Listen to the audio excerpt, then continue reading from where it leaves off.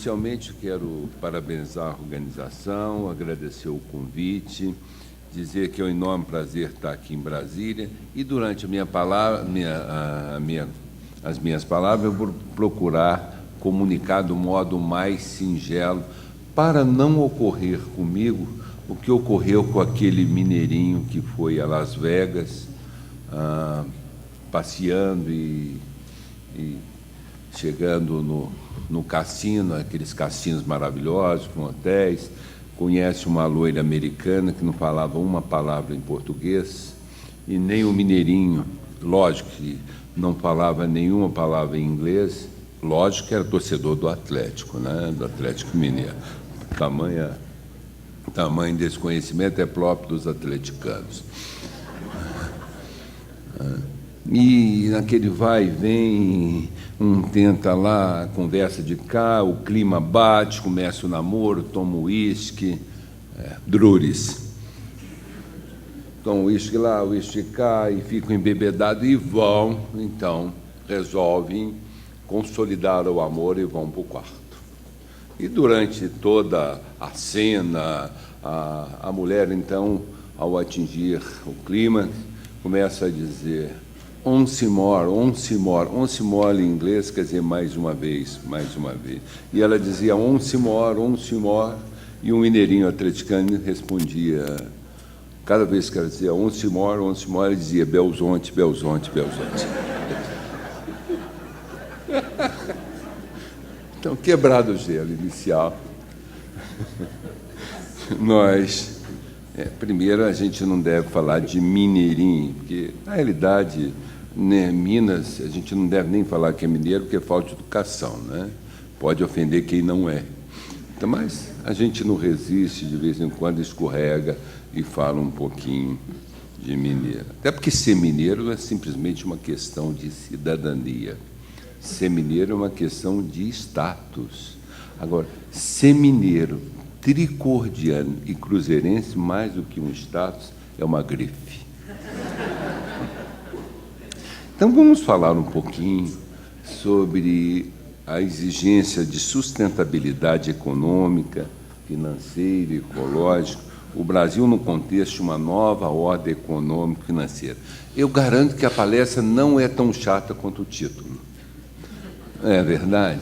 Nós vamos falar aqui em meio ambiente, vamos falar no artigo 225 da Constituição e vamos conciliar como é que nós vamos ter o artigo 225, né, permitindo que o artigo 270 tenha eficácia nesse mundo. Como é que o Brasil pode promover, nos dias atuais, o seu desenvolvimento e, ao mesmo tempo, preservar o meio ambiente. Esse é o ponto da controvérsia a ser enfrentado por mim neste momento. A primeira coisa que nós temos que definir, o que é o conceito? Nós falamos de desenvolvimento sustentável. O que nós entendemos de desenvolvimento? O que entendemos por desenvolvimento sustentável? Isso nós vamos encontrar naquele famoso relatório, O Nosso Futuro Comum da ONU, chamado relatório de Brundtland, que diz que o desenvolvimento sustentável é aquele que procura satisfazer as necessidades da geração atual, sem comprometer a capacidade das gerações futuras de satisfazerem as suas próprias necessidades. Ou seja, desenvolvimento sustentável é aquele que permite nos satisfazermos, mas deixando espaço, deixando condições e meios propícios para que as futuras gerações também possam se satisfazerem. Portanto, se traduzirmos o que significa o desenvolvimento sustentável, nós podemos dizer que visa possibilitar que as pessoas, agora e no futuro, atinjam um nível satisfatório de desenvolvimento social e econômico e de realização humana e cultural, fazendo, ao mesmo tempo, um uso razoável dos recursos um uso razoável dos recursos da terra, dos recursos naturais, e, ao mesmo tempo, preservando as espécies e os habitats naturais.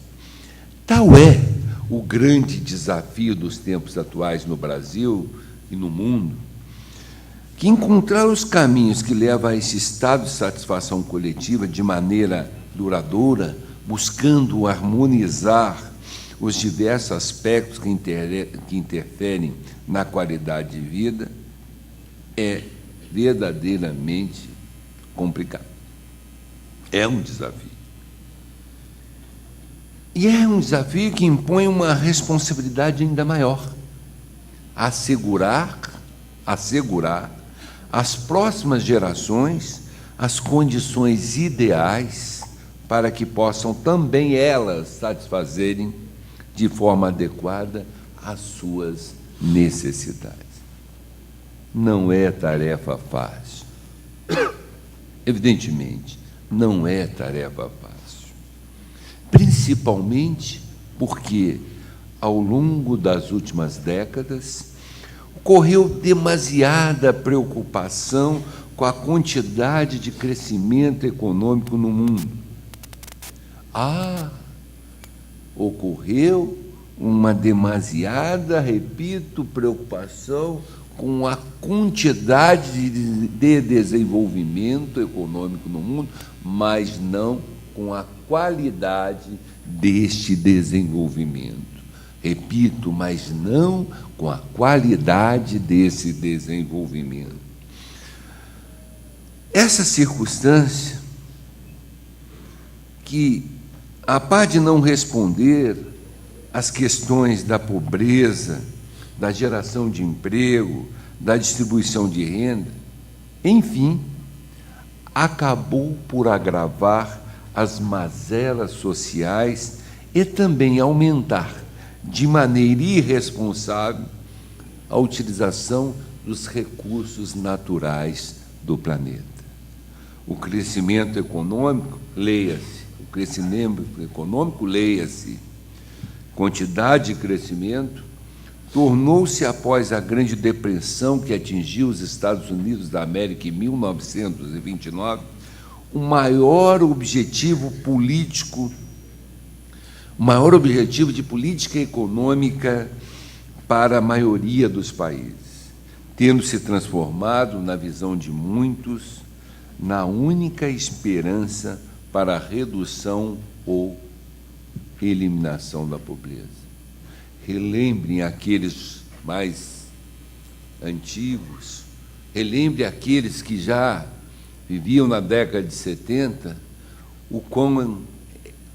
em que o país buscava um desenvolvimento a todo custo, quantas indústrias foram instaladas por esse país afora, e eu cito o exemplo do sul de Minas, sem o menor cuidado com o meio ambiente, sem filtros adequados para permitir que a fumaça fosse lançada ao ar livre, sem preocupação com a fauna, a flora. Tudo valia se se concedia emprego à população residente na região. Tudo valia se impostos eram pagos aos cofres públicos para a manutenção da máquina administrativa. Ora, como consequência disso, tanto os países desenvolvidos quanto os em desenvolvimento criaram os seus próprios modelos teóricos com vista a alcançar o mais rápido possível a meta de desenvolvimento. Tem dias que indústria eliminaria a pobreza. É inegável que o crescimento econômico, ancorado nas significativas inovações tecnológicas, acabou sendo responsável por profundas transformações ocorridas ao longo do século, embora não tenha conseguido equilibrar os notáveis índices de desigualdade social. Antes, aprofundando-os em muito caso, conforme eu já mencionei. No final do século, no entanto, os modelos então existentes davam sinais claros de esgotamento, principalmente pela percepção de que já não podiam mais responder à complexidade de novas relações surgidas em decorrência da globalização da economia, da escassez de recursos naturais que se prenunciavam e dos próprios excessos que alguns modelos econômicos incorporaram. Em bem elaborado trabalho apresentado no 9º Encontro Nacional da Sociedade Brasileira de Economia Ecológica, a EcoEco, realizado em Brasília em outubro de 2001, dois economistas, Beatriz Macchione Sais e Ideli Colombini, mostraram de forma simples e didática como o padrão de consumo norte-americano, desejado por todos nós, aliado às facilidades criadas pelo método de engenharia financeira habitualmente construídas ao longo das últimas décadas, desconectados das bases reais da economia e das limitações biofísicas do planeta, desencadearam a recente crise financeira nos Estados Unidos, alastrando-se ou repercutindo mundialmente. E aqui é importante recordar a crise que a Europa passa, a crise que o mundo passa, nasce nos Estados Unidos pelo abuso da concessão de crédito, pela engenharia financeira construída para propiciar o consumo imensurável, a satisfação dos desejos de uma sociedade financiado sem bases reais na economia. A crise que passamos é tão ou mais grave que aquela que vivemos na década de 29, que acabou influenciando o surgimento da Segunda Guerra Mundial. A Europa hoje passa por uma crise de difícil solução, de longo tempo para se solucionar. Levará longo tempo. Vimos Portugal, Espanha, em situações dificílimas, com infraestrutura construídas, mas sem agora condições de manutenção e sem condições de reposição do capital tomado para a construção de grandes estradas, de grandes viadutos, de grandes obras. E não parou aí a crise na Europa. Examine os senhores dos demais países. A Itália, que sempre se mostrou pujante economicamente, também sofre os abalos, tudo iniciado pela crise da Grécia, que era apenas a pontazinha do iceberg.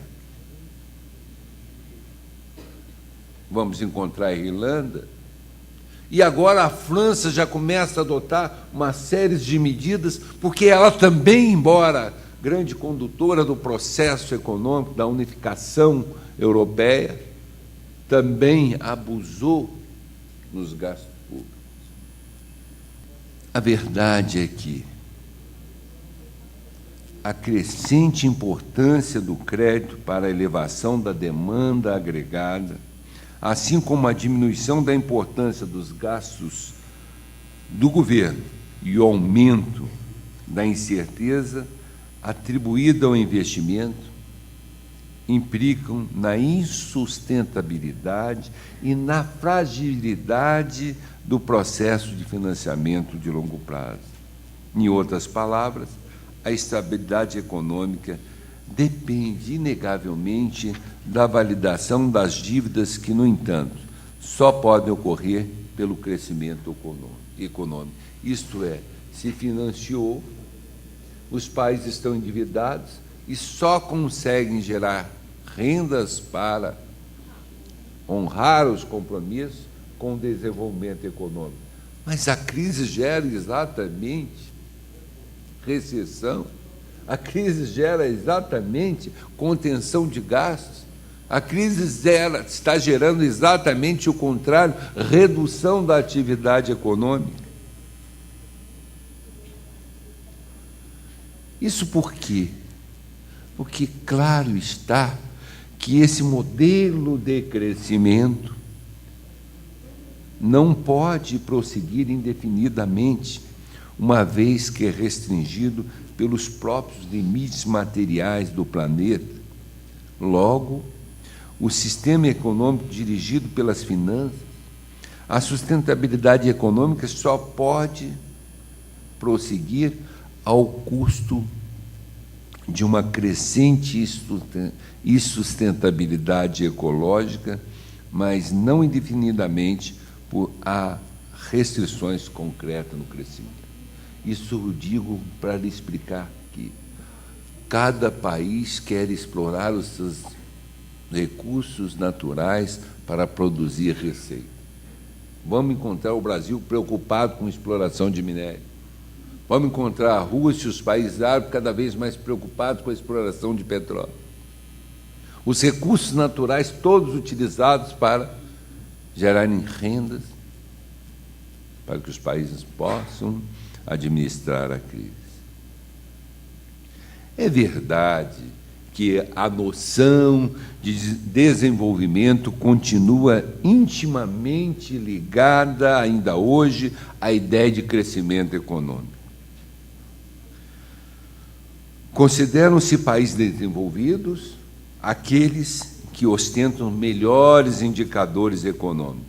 Leia, mais uma vez, quantidade de crescimento. Quantidade de crescimento.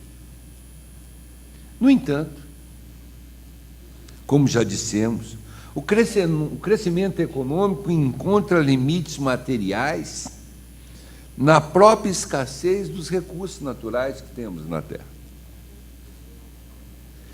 O que leva muitos especialistas nos dias de hoje a preconizarem que o modelo atual do desenvolvimento encontra-se saturado e, de certa forma, encontra-se mesmo saturado.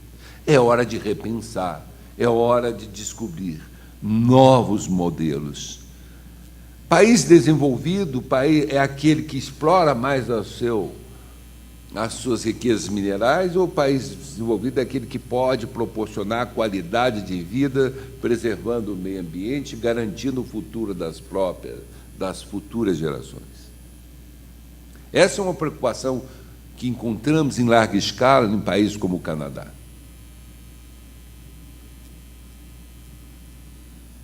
É tão importante produzir bens de capitais, ainda que essa produção importe em sacrifício dos recursos naturais e, consequentemente, com o abalo do equilíbrio, com o sacrifício do equilíbrio do meio ambiente?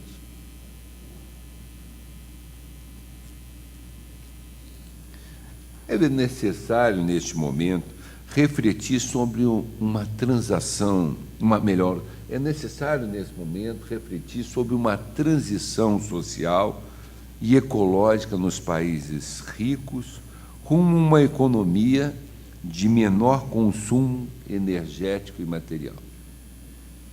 Ou seja, esses países precisam de um crescimento econômico e financeiro que tenha como referência as bases físicas e reais do planeta. Não cabe o mundo todo sacrificar as suas riquezas, os diversos países, para sustentar o crescimento dos Estados Unidos, da China ou dos países que ostentam hoje uma quantidade maior de capitais. Em termos mais radicais, vamos encontrar pensadores, vamos encontrar pontos de vista que sustentam mesmo uma economia sem crescimento nos países ricos como única forma de se evitar novas crises no futuro. Penso que essa não é a solução. Não se pode impor ao país rico, até porque isso ele não aceitará, a paralisação do seu crescimento, a não geração de novos empregos. Isso há de ser feito em bases moderadas, tendo em conta, na realidade, as reais possibilidades dos recursos naturais e do equilíbrio ecológico no planeta. Por isso, tenho dito, torna-se necessário a procura por novas fórmulas de desenvolvimento, menos dependente do crescimento financeiro, e esse crescimento financeiro foi a base da crise atual que vivemos, e mais articulado dos aspectos econômico, social e ambiental.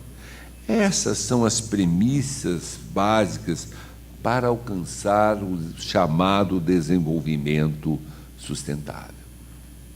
Importante destacar que o alerta dirigido aos países desenvolvidos vale, é evidente que vale também para os ditos emergentes e para aqueles que ainda se encontram em condições de maior pobreza.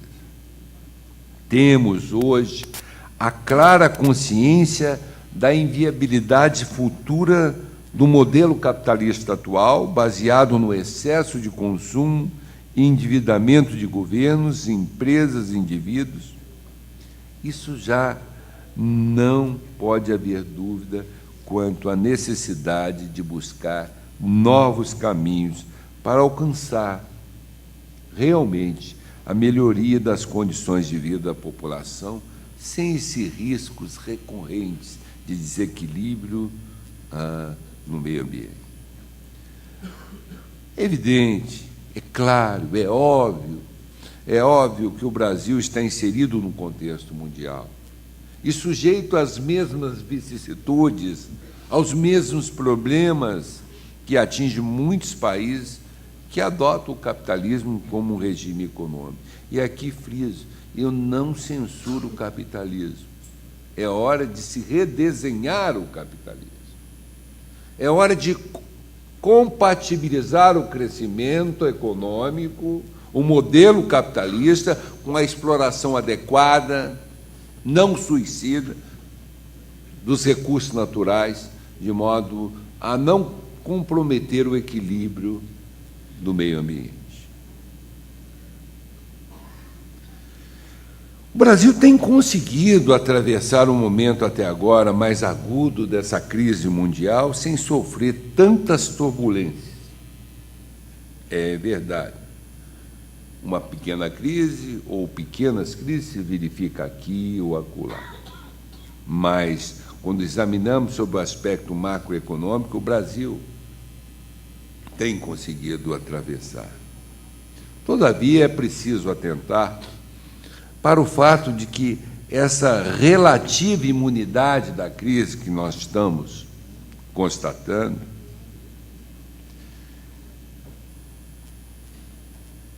acontece por duas razões fundamentais. E aqui eu chamo bem a atenção. Em primeiro lugar, em razão da crise de 2008, que apanhou o país em um momento no qual o seu sistema financeiro já se encontrava solidificado, estruturado, em razão da adoção do PROER. O PROER tão criticado. O PROER que gerou ações de improbidades contra dirigentes do Banco Central, alguns até condenados,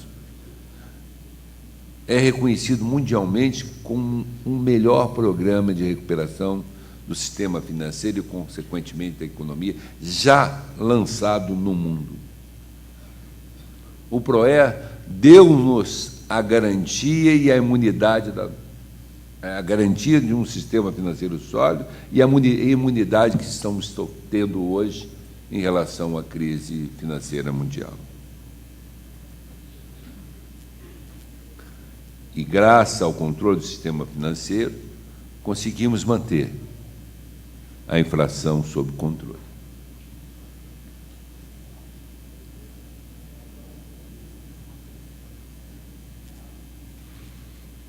Essa é uma premissa que deve ser monitorada continuamente para que seja mantido o padrão atual da economia brasileira.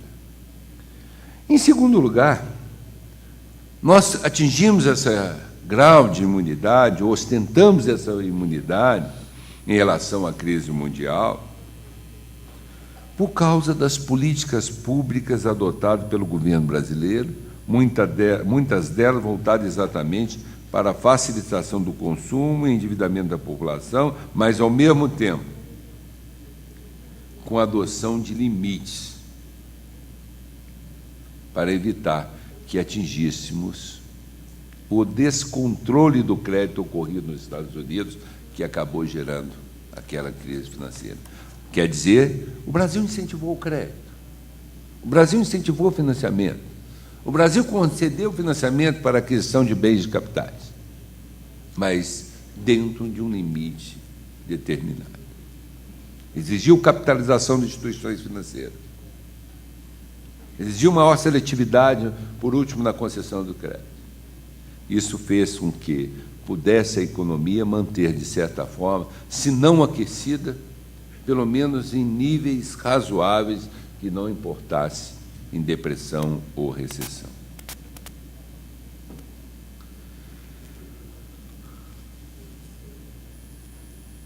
A Constituição Federal Brasileira, eu fiz essa introdução para bem entrar agora na ordem econômica financeira prevista na Constituição Brasileira, ou regulada na Constituição Brasileira.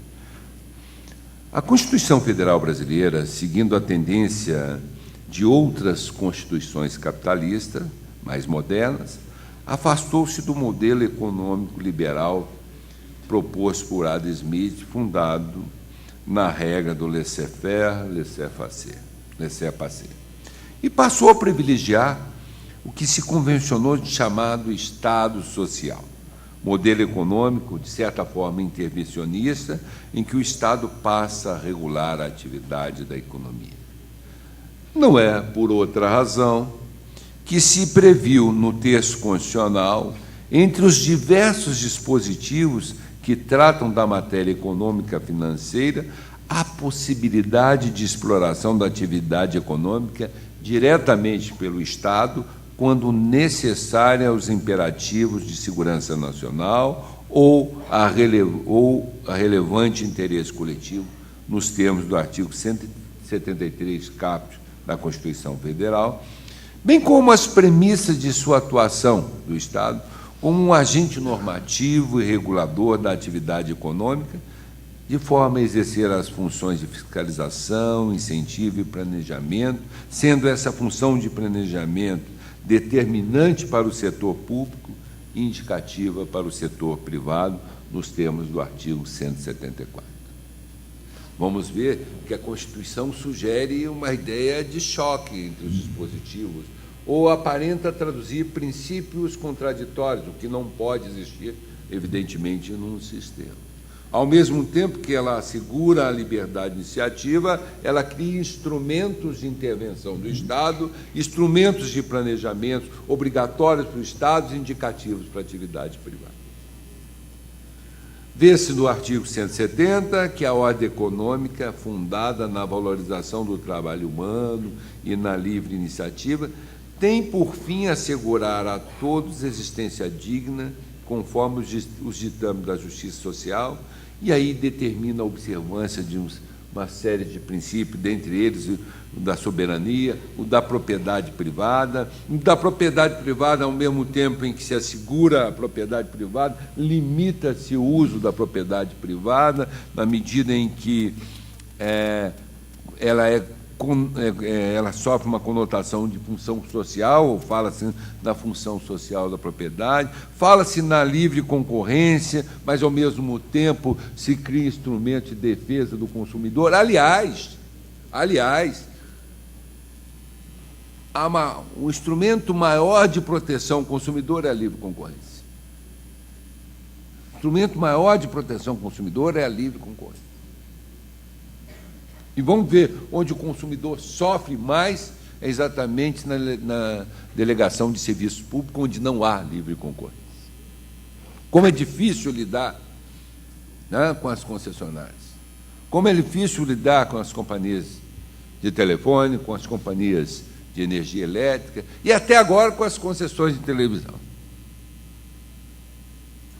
Quem é cliente da NET sabe o quanto é difícil acertar a conta. Não é diferente das demais.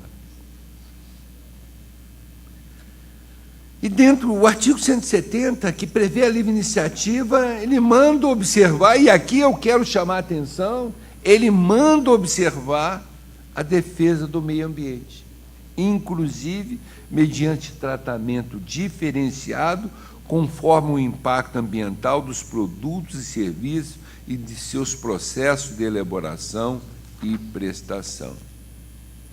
Promete redução das desigualdades regionais e sociais, promete a busca do pleno emprego, um tratamento favorecido a pequenas empresas.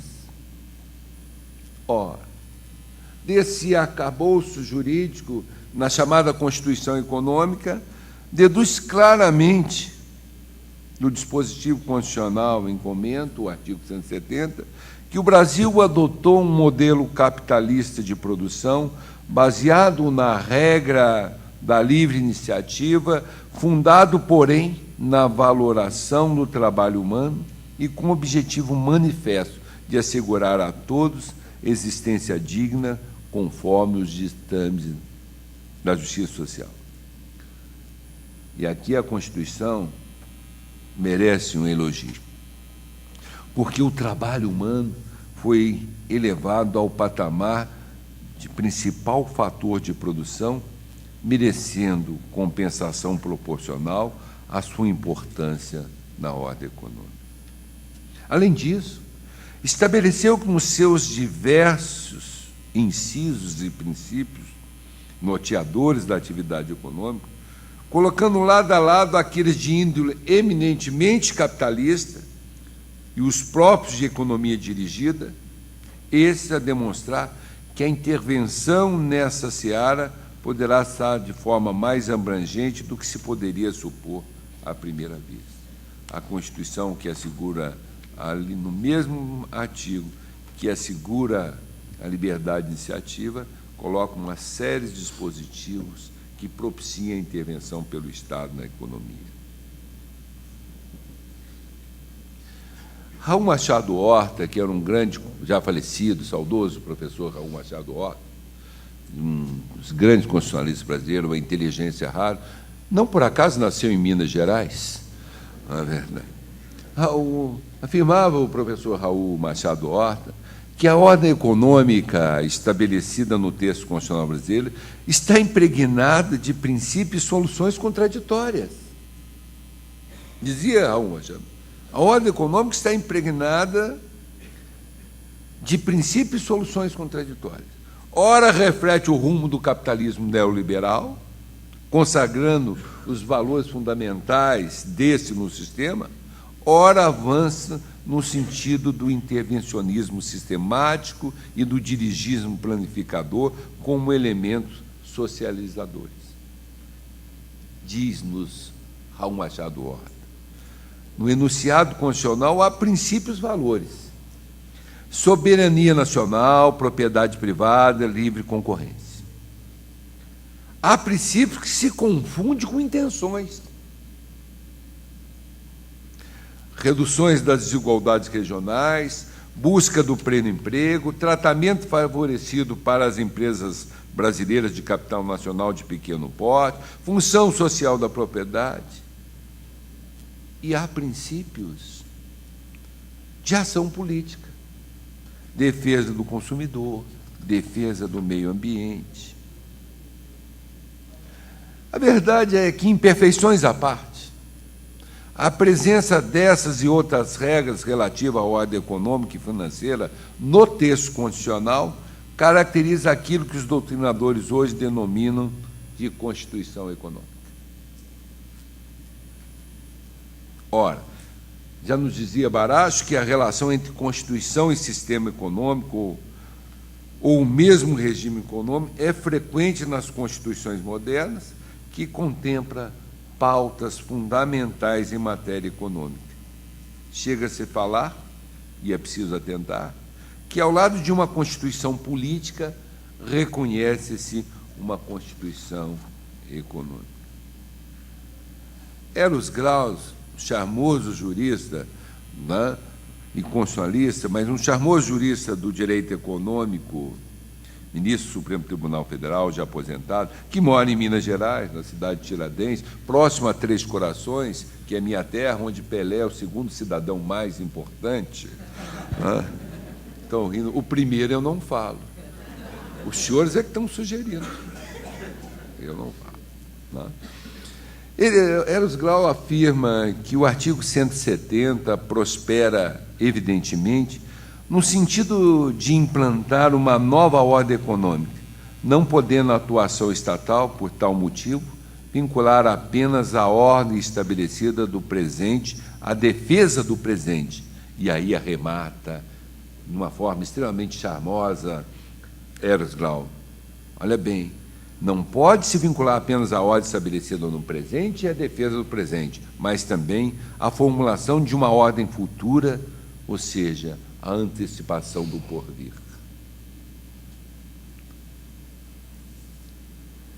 Todos nós sabemos que entre a intenção e o gesto medeia grande distância. Por isso, José Afonso Silva diz-nos que a ordem econômica configurada na Constituição prevê algumas medidas e princípios que bem lembrou Josafá Marim, em termos válidos ainda. Poderão sistematizar o campo das atividades criadoras e lucrativas e reduzir desigualdades e anomalias diversas na proporção em que as leis se converterem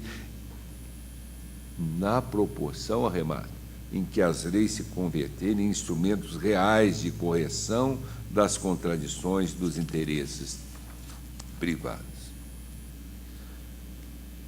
Portanto, é o próprio constitucionalista, em ordem a amenizar seu posicionamento, que reconhece: algumas providências formam agora um conjunto de direitos sociais, com mecanismos de concreção que, devidamente utilizados, podem tornar menos abstrata a promessa de justiça social.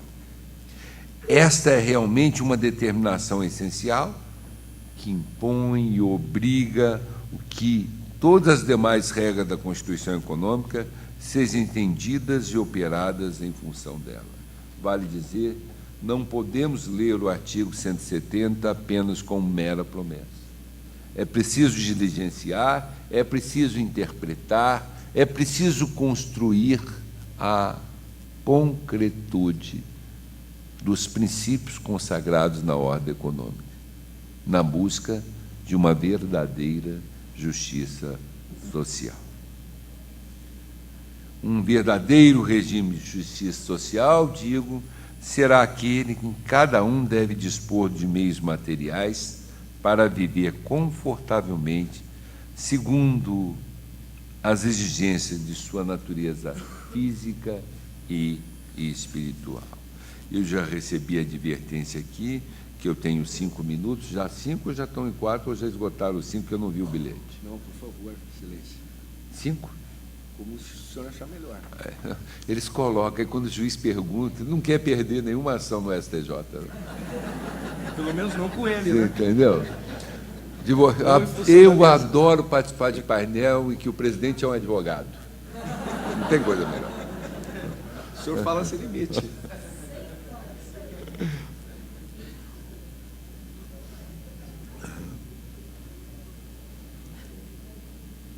Mas eu estou dizendo isso e não posso deixar de lembrar que a concretude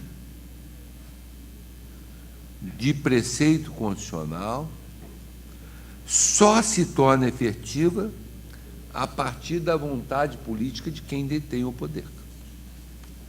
Não se concretiza princípios constitucionais sem que haja uma vontade política dos detentores do poder. Portanto, Uma justiça social passa, e detentor de poder não é apenas o presidente da República como chefe do Executivo, o presidente do Legislativo, do Congresso Nacional, ou da Câmara, ou do Senado, mas também os agentes políticos da justiça, os juízes. Eles também são detentores de poderes. Aliás, não de poderes para se gabarem, não de poderes para se sentirem vaidosos, poderosos. Porque, na realidade, nós, do Judiciário, só temos poder para um propósito. Qual é esse propósito? Desincumbirmos da nossa missão de entregar a prestação jurisdicional. Temos poder para que as nossas decisões tenham uma coisa fundamental: autoridade. Porque é a autoridade da decisão judicial que permite que, uma vez estabilizada pela coisa julgada, ela deva ser cumprida. Poder só existe para isso, para que a paz social se atinja de modo efetivo, de modo concreto, não de um modo vacilante. Portanto, os princípios arrolados no artigo 170 são considerados, os núcleos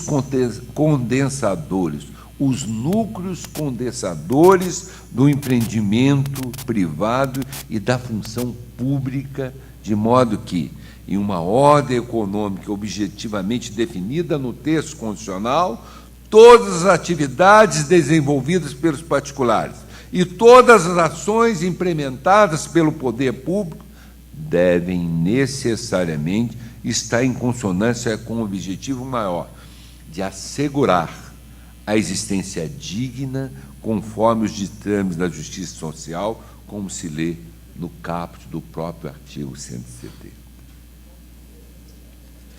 E aqui, para finalizar, eu digo que, ao lado das disposições que tratam da seguridade social, da saúde, da previdência e assistência social, da educação, da cultura e do desporto, da ciência, tecnologia, comunicação social, em cujo capítulo consagra-se a irrestrita liberdade do pensamento e informação, destaca-se o capítulo relativo ao meio ambiente, matéria de especial importância para o tema que tratamos. É verdade, o artigo 225, que não é promessa, o artigo 225, que é um artigo de aplicação imediata, que não é uma norma programática, porque, se o lemos como uma norma programática, toda a segurança do meio ambiente, todo o equilíbrio do meio ambiente no planeta, neste país e, consequentemente, até no planeta estará comprometida, diz que todos têm direito ao meio ambiente ecologicamente equilibrado, bem como o uso comum do povo e essencial à sadia qualidade da vida, impondo-se ao poder público e à coletividade o dever de defendê-lo e preservá-lo para as presentes e futuras gerações. O artigo 225 faz da coletividade um guarda, um policial do meio ambiente. Mas o que é a coletividade que não seja um conjunto de indivíduos? Na verdade, o artigo 225 da Constituição defere uma missão a cada cidadão brasileiro, a missão de defender, diligenciar, proteger o meio ambiente, para que todos tenham ele ecologicamente equilibrado. Não só a geração presente, mas, sobretudo, a geração futura, os nossos descendentes. A análise do referido dispositivo, e aí eu quero concatenar, há de ser feita com o disposto no artigo 170, inciso 4º da Carta Magna, uma vez que patente a estreita relação que o legislador constituinte procurou estabelecer entre o direito econômico e o direito ambiental, a fim de alcançar um almejado desenvolvimento sustentável. Ou seja, desenvolvimento sustentável é uma regra constitucional. E digo regra no sentido de doer, como norma de observância obrigatória que não admite interpretação em contrário. Todos nós temos que saber, a Constituição, na realidade, procurou estabelecer entre o direito econômico e o direito ambiental uma relação a fim de alcançar o chamado desenvolvimento sustentável. E, aliás, eu chamo a atenção que, mesmo antes da Carta de 88, a Lei 6.938 já definia como política do meio ambiente a compatibilização do desenvolvimento econômico e social com a preservação da qualidade do meio ambiente e do equilíbrio ecológico. Isso é um mandamento, e um mandamento constitucional. E, para arrematar, eu trago uma decisão do Supremo Tribunal Federal, da relatoria daquele que eu digo que é o príncipe da magistratura brasileira, pela elegância, pela dedicação, pelo trabalho constante, pela grande colaboração que dá ao direito brasileiro, que é o ministro Celso de Mello. Eu cito uma ementa do seu voto, proferido na medida cautelar Nadim 3.540, com a qual eu fecharei a minha palestra. O princípio do desenvolvimento sustentável, além de impregnado de caráter eminentemente condicional, encontra suporte legitimador em compromissos internacionais assumidos pelo Estado brasileiro e representa fator de obtenção do justo equilíbrio entre a exigência da economia e as da ecologia, subordinada, no entanto, à invocação desse postulado quando ocorrente situação de conflito entre valores constitucionais relevantes, a uma condição inafastável cuja observância não comprometa nem esvazie o conteúdo essencial de um dos mais significativos direitos fundamentais, o direito à preservação do meio ambiente, que traduz bem o uso comum da generalidade das pessoas a ser resguardado em favor das presentes e futuras gerações. Muito obrigado.